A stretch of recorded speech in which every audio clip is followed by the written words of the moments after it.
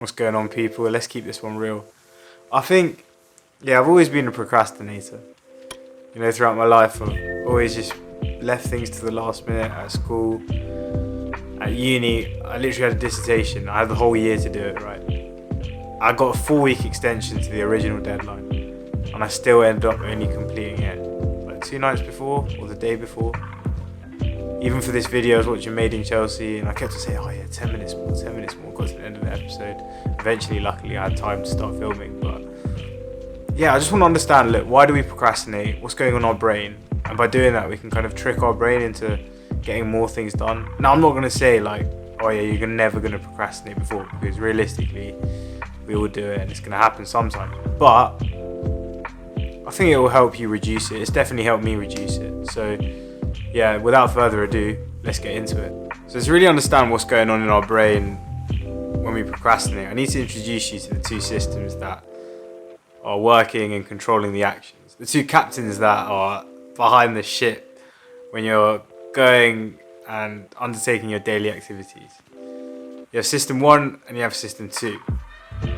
Now, system 1 is in charge of all those quick automated decisions that you don't really think about. So when you cross the road and you figure out the distance between yourself and the car, that you're not going to get bloody run over, that's system 1 working. Or when you go and when you're a kid and you touch something hot and your brain tells you move your hand away, you do it before you think about it, and that's also system 1 working. Other activities like driving or recognizing face are different activities that system 1 are in control of. And then you have system 2 on the other hand, which is the rational mind behind the ship, the captain that's a bit more long-sighted. He's looking a bit further ahead than here and now. He's looking like, all right, what am I going to do in a year? He's the one that's helping you undertake those more difficult activities like writing that essay or doing those calculations or writing that blog, or when you're really using your brain, when you're like, fuck, this is hard. That's system 2 working. Now the thing is, right, system 1 cares about instant gratification. It's like a bloody animal. Oh yeah, I like sweets and I like Pringles and I like chocolate. That's all system 1 cares about. Bloody watching Netflix, scrolling on Instagram. Basically all the activities that you do when you procrastinate are satisfying system 1's attitude, let's call it. And then you have system 2, which kind of engage in activities that are going to give you that delayed gratification that you're looking for. Those harder tasks like writing the essay that's going to give you some degree in a few years or some shit, or revising for an exam which is 7 months in advance, which is probably why I couldn't do it. And because it's using system 2 is for activities that tend to be harder, it requires a level of self-control, right? You have to really tell yourself, shit, I'm going to sit down now and write this bloody essay, which is due in 3 months, and I don't really care about. That's what it was like for me at uni anyway. And so procrastination occurs when we basically don't have the level of self-control that we need that engages system 2 in undertaking this particular task. And so we resort to our system 1 way of thinking and then start doing all these bloody easy and fun activities, like walking over to the fridge to check what's inside, which is definitely the same food that was in there 10 minutes ago. Great, so we've identified that in order to not procrastinate, we just need to increase the level of self-control that we have so that we can engage our system 2 in order to undertake these tasks that require lots of mental effort. And so we've cracked the code, really. No, it's not that simple. I think self-control is quite a complicated concept, and it's something that differs between everyone and has loads of different facets to it. But I've tried to kind of simplify it down to an equation that explains self-control quite succinctly. And that is self-control equals motivation plus discipline minus depletion. So what does this mean exactly? Alright, so the level of self-control that you can practice or that you can harness in order to undertake a hard task is firstly controlled by how motivated you are to do that task in the first place. So So take like a kid, for example, and he's really shit at maths. Like he literally can't do like 3 times 7 or some shit. He's really bad at it and he hates it. And then he really likes football. Both tasks require a certain level of mental effort. But for him, because he's more motivated to go and kick a ball about, but he doesn't give a shit about what 4 times 7 is, he is more likely to be able to exercise self-control and not procrastinate when it comes to the football task over the maths task, although they require the same level of mental effort.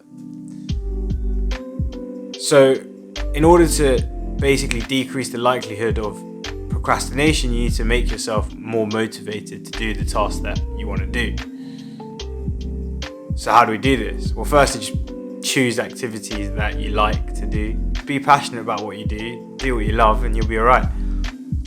I think secondly, another way that you can do it is just by setting yourself deadlines. Obviously, when a deadline comes closer, our motivation goes up, we feel the pressure a bit more, and so we're more likely to do the task rather than procrastinate. If you have a deadline in 2 weeks, just set yourself a personal deadline. Alright, I need to get this done by 1 week. And by doing that, you're going to be more motivated. Another way is by giving yourself little rewards. So, for example, reward yourself for completing an essay with a short-term reward. And so you're increasing the motivation to do a task because, yeah, you have that long-term bloody deadline, or you have that long-term degree result, but you also have the short-term reward to look forward to if you complete the task. And so that increases your motivation, increases your ability to exercise that self-control, and then less likely to procrastinate. And then I think if you break down a task, you have a big task, you have a big essay, if you break it down into small little chunks, that basically tricks your brain into being more motivated, because when you see this big essay, you're like, oh shit, can I actually do this? You start doubting yourself, you're like, fuck, this is proper hard. And you feel this anxiety, you feel this unease when you approach to do this task, and that's very demotivating. So what you've got to do is actually just break it down into small chunks. Alright, paragraph 1 or point 1 or plan it. You kind of split up the task into smaller bite-sized chunks. Doing that, you're going to be more motivated to tackle the little chunk over the big chunk, and then you're going to be able to exercise more self-control in order to engage your system 2 way of thinking in order to get that task done. Alright, so self-control equals motivation plus discipline minus depletion. Alright, let's talk about discipline. Well, firstly, if you want to learn more about discipline, you can check out my previous video, which will tell you all about how to increase discipline. I highly recommend it if you want to increase your level of self-control. But essentially what I want to say is that basically you need to just practice being disciplined in every aspect of your life. And by doing that, you're going to exercise discipline, you're going to build it up, so that when it comes to doing these hard things, even when you don't want to, even when you're not motivated, you can still go and do it because you're disciplined and you exercise the self-control, you engage that system 2 brain, and again, you get more shit done, which is what you want to do. It's going to make you successful, and it's going to make you the best that you can be, because that's what we like.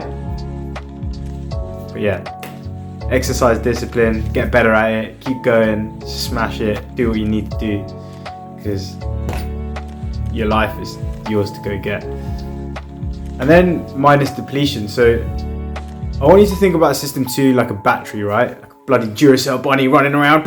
You can do a lot in the morning. Like you wake up in the morning, you're like, yeah, shit, I can take on the world. And then as the day goes by, you basically get more and more tired. You sometimes get hungry. And then what happens is your self-control depletes. Your ability to exercise self-control, your ability to use that mental effort goes down. And that's what ego depletion is. And basically there's like a number of ways that you can do to control that. So eat throughout the day. Don't let yourself get depleted by your hunger. There was an experiment done with judges, and they found that essentially they were doing approvals and denials of cases. And the default is to deny. And they found that as time before a meal went by, they increased the chance of approval.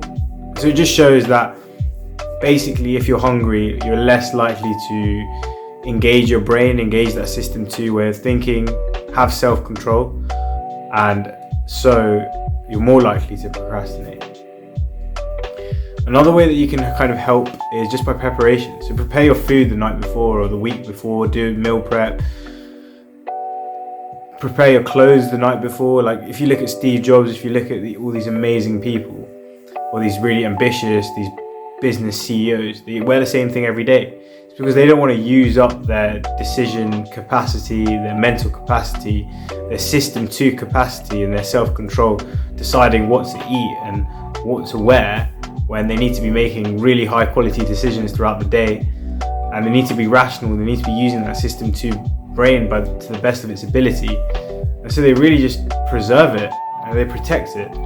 And I think that's really important. It's something that isn't really discussed when thinking about our mental capacity and things. And so just protect your mental capacity. There is a limit to it, and so you need to treat it as a scarce resource. You need to preserve it for things that really do matter, and the things that are going to take you where you want to go to achieve your dreams. So that's it. That's like some of the tips, just by understanding why we procrastinate, that came out from that. I hope that made sense. I hope that you enjoyed that. I hope you got value from that, and maybe you're going to procrastinate less. Let me know in the comments if you do. Let me know if you use some of the tactics already. Let me know any other tactics that you know. And keen to hear your thoughts. Thank you very much for watching. I hope you have a lovely day. I'm going to leave you with one last message, as I always do. Enjoy the journey, because the end point never lasts. Peace.